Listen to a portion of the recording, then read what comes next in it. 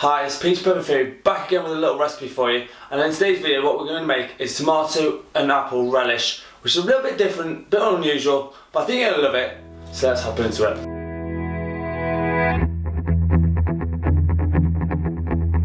Right, for the recipe I've got a kilo of vine tomatoes.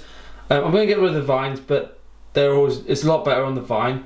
I've got 2 apples from my apple tree, got 3 onions, 600 ml of cider vinegar, 500 grams of granulated sugar, a couple of peppers, and I've got a teaspoon of yellow mustard seeds, a teaspoon of black mustard seeds, a few sprigs of thyme, and 1 clove of garlic. So I'm going to show you the recipe now.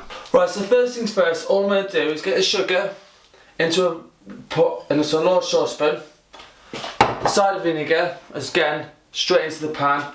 That's going to basically be your mix that's going to make it a pickle, and it's going to make it really last a lot longer than it would be anything else, because sugar and vinegars are a preservative. Next, what I'm going to do is I'm going to put in all the mustard seeds and the thyme leaves, and I'm going to show you what that looks like. Right, so as you can see, all I've done is put the sugar, the vinegar, the mustard seeds and the thyme leaves. I'm going to put that onto the heat just so it dissolves the sugar.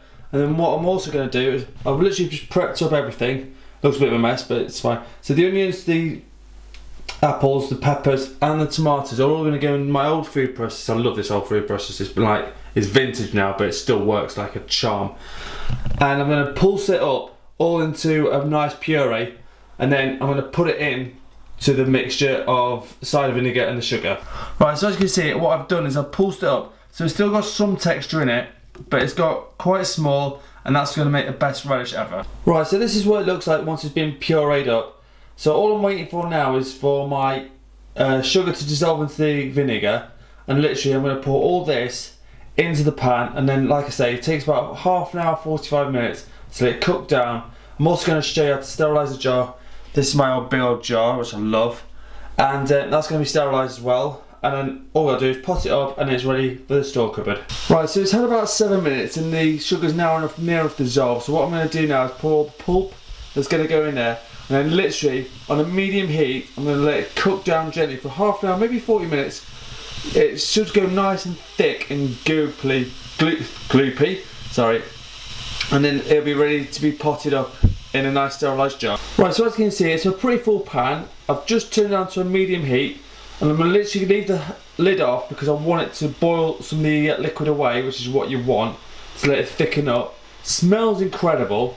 I know it's going to be amazing. And so some of the things that I like to use this with is on a cheese board. Works just as well as a chutney. Really nice thing to do.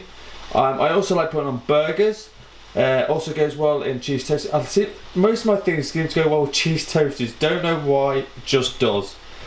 Really fun, and I'm sure you can think of other things to put this with. Right, so this has had half an hour now, and what I'm going to do is I'm going to sterilise my jar at 140 degrees for 15 minutes, or alternatively, if you've got a dishwasher, put on a hot wash for 15 minutes. It just does the job just as well, but I prefer doing the oven way because that's what I've got. I haven't got a dishwasher at the moment, so that works.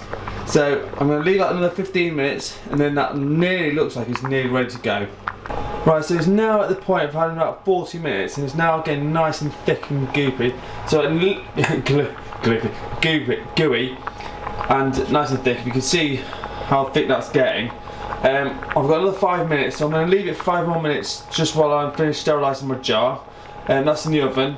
This is going to be potted up in about 5 minutes, and I'm going to wrap this video up there. Right, so it's had 45 minutes now, and I'm really happy with how it's come out.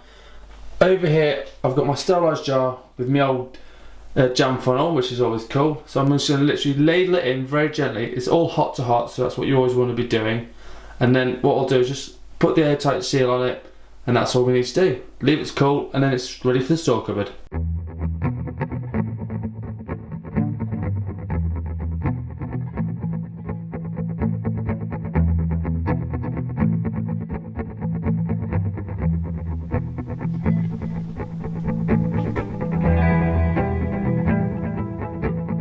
Right, so there you have it. That's my perfect apple and tomato relish. I hope you liked it. So as always, let me know in the comments what you'd have with it.